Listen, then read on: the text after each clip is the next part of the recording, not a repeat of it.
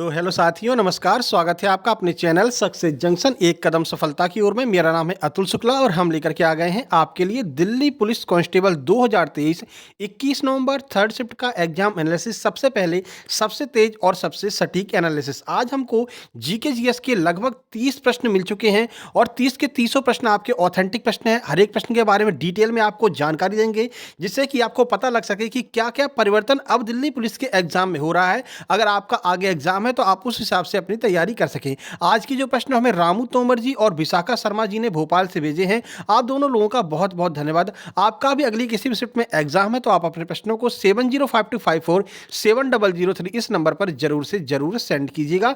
Video को like कर दीजिए और चैनल को सब्सक्राइब कर लीजिए, क्योंकि ना केवल दिल्ली पुलिस बल्कि इसके बाद में हम आपका एसएससी जीडी की भी तैयारी करवाने वाले हैं और एसएससी जीडी का आपका एग्जाम एनालिसिस भी लगातार करवाने वाले हैं। तो चलिए शुरू करते हैं। सबसे पहले जीके जीएस और करंट अफेयर के बारे में बताएंगे, फिर मैथ के भी कुछ प्रश्न मिल गए हैं, फिर आपकी कंप्यूटर के बारे में बताएंगे, फिर आपको रीजनिंग के बारे में बताने वाले हैं। और वीडियो को लास्ट तक जरूर देखना। लास्ट में आपको एक टेलीग्राम ग्रुप का नाम भी बताने वाले हैं, जहां पर हम आपको एसएससी जीडी के लिए फ्री में स्टडी मटेरियल प्रोवाइड कराते हैं। ठीक है, तो चलिए शुरू करते हैं।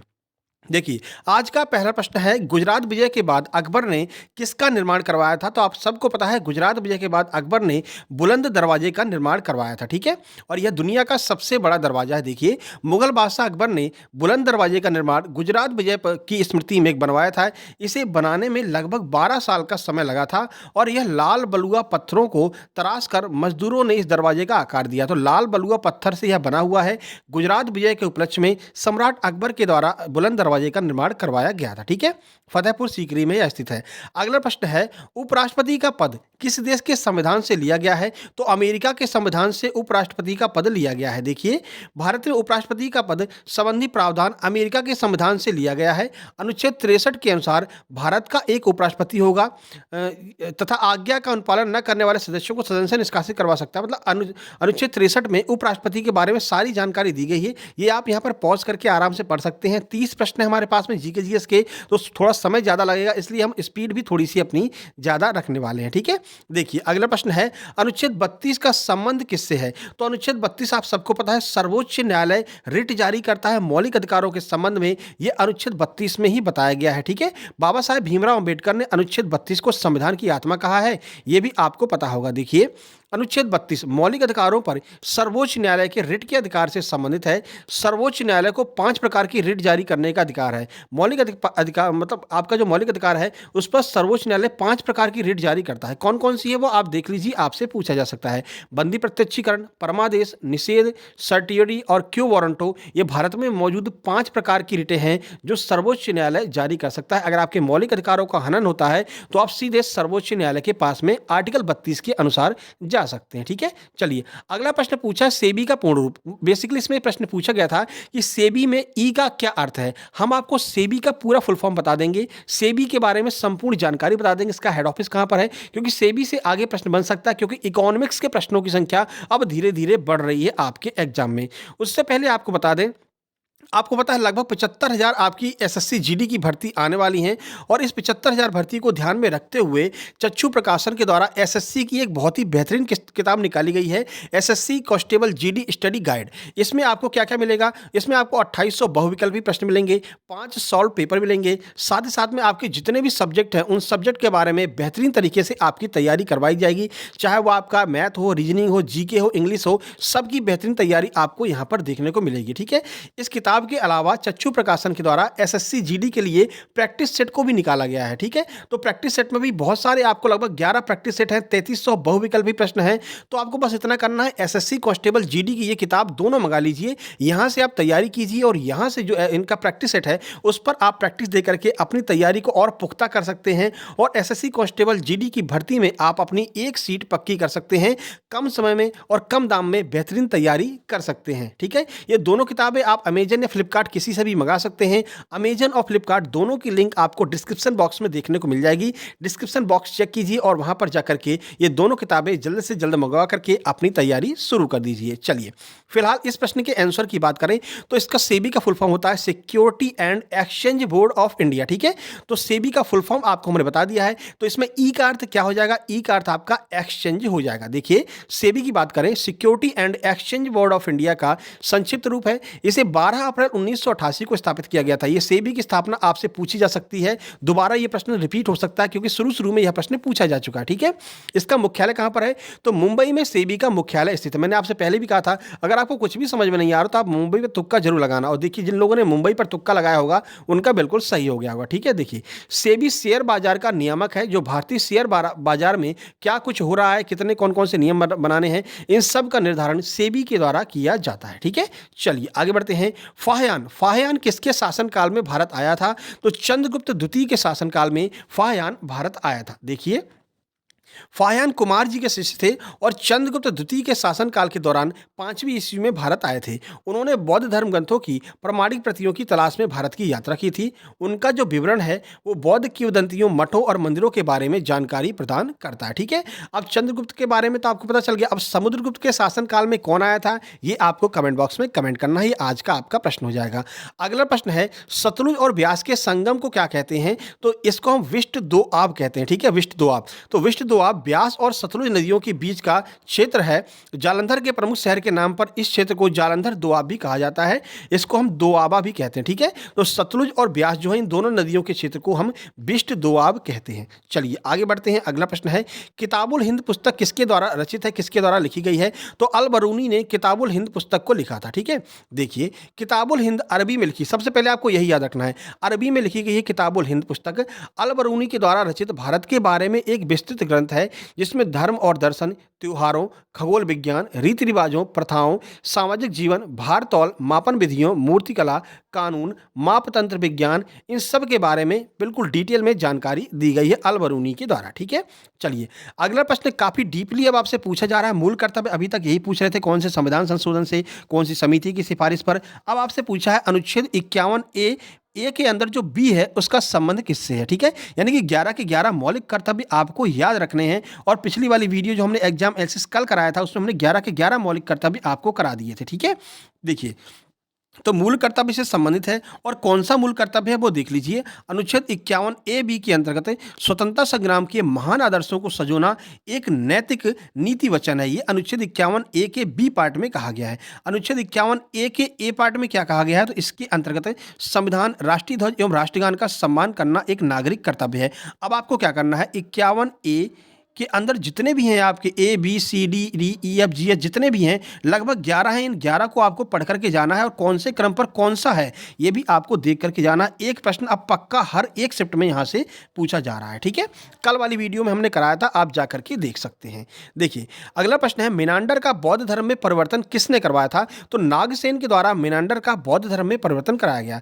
मिनांडर एक भारतीय यूनानी राजा था जिसे नागसेन ने बौद्ध धर्म में परिवर्तन कर दिया था। ठीक है, तो नागसेन के द्वारा बौद्ध धर्म में इसका परिवर्तन कराया गया था।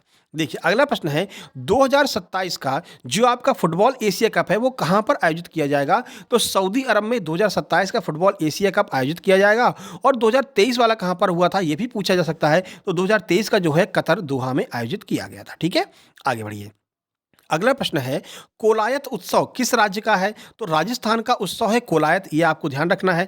थोड़ा से कठिन कठिन उत्सव अब आपसे पूछे जा रहे हैं। उत्सव आज से शुरू हो गए हैं, तो उत्सवों को अब अगले शिफ्ट में अगर आपका एग्जाम है तो उत्सवों को अच्छे से पढ़ करके जाइए। कोलायत एक वार्षिक मेला राजस्थान के बीकानेर में आयोजित किया जाता है। इसे कपिल मुनि मेला भी कहा जाता है। यह राजस्थान के बीकानेर जिले में आयोजित किया जाता है। कोलायत नदी के तट पर इस मेले का आयोजन किया जाता है, इसलिए इसे कोलायत मेला कहा जाता है। ठीक है, चलिए आगे बढ़ते हैं।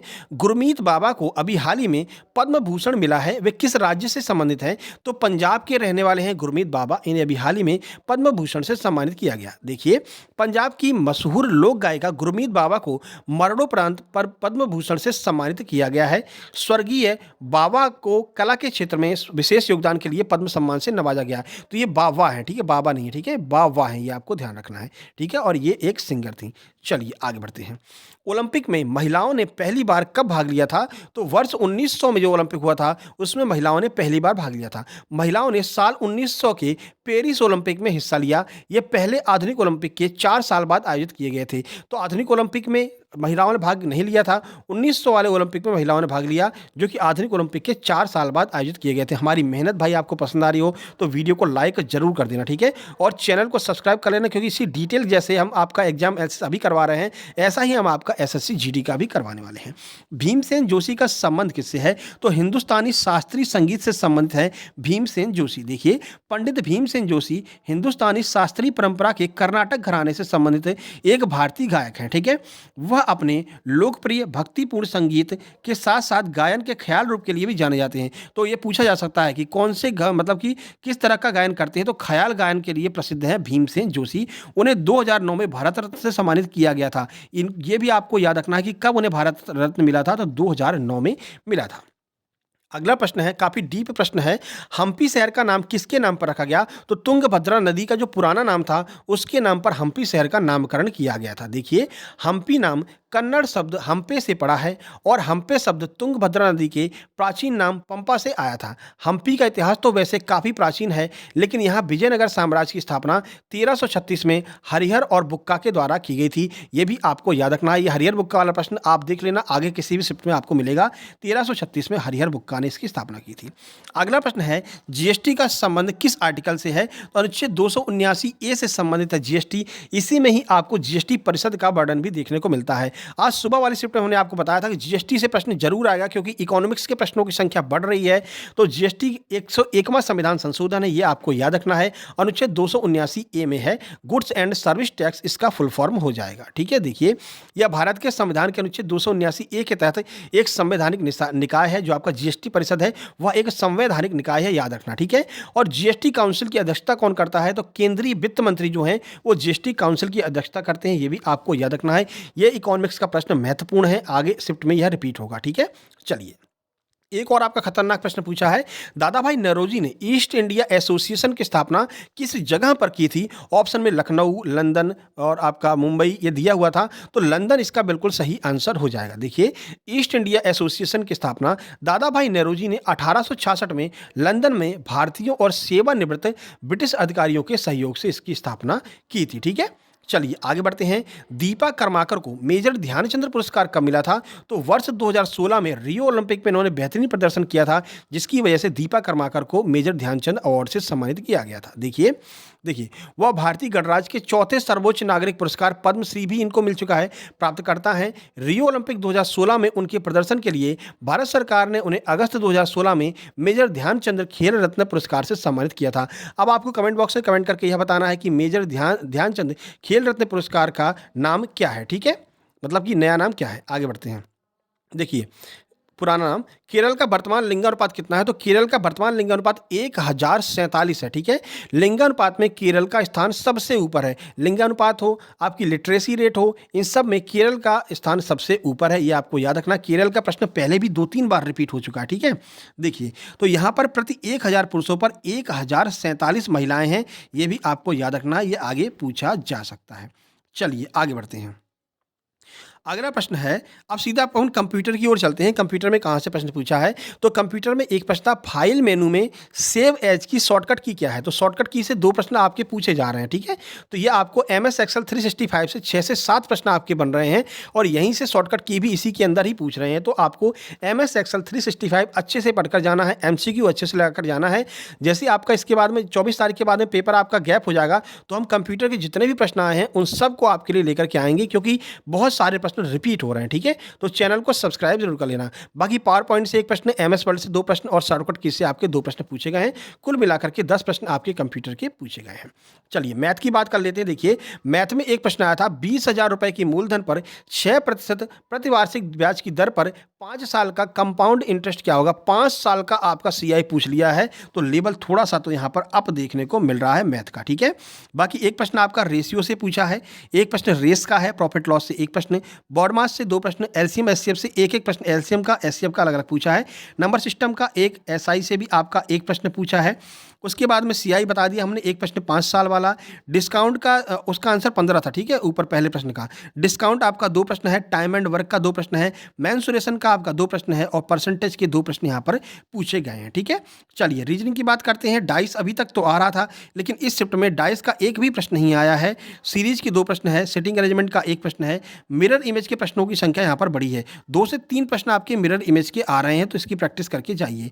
पेपर कटिंग के 4 से 5 प्रश्न, फिगर काउंटिंग के 3 प्रश्न आ रहे हैं, एम्बेडेड फिगर छिपी आकृति के 2 प्रश्न, मैथमेटिकल ऑपरेशन के 2 प्रश्न चिन्ह परिवर्तन वाले, अगली आकृति के 3 प्रश्न, कोडिंग डिकोडिंग के भी 2 प्रश्न यहाँ पर देखने को मिले हैं। ठीक है, और आपका कथन निष्कर्ष का 1 प्रश्न मिला है।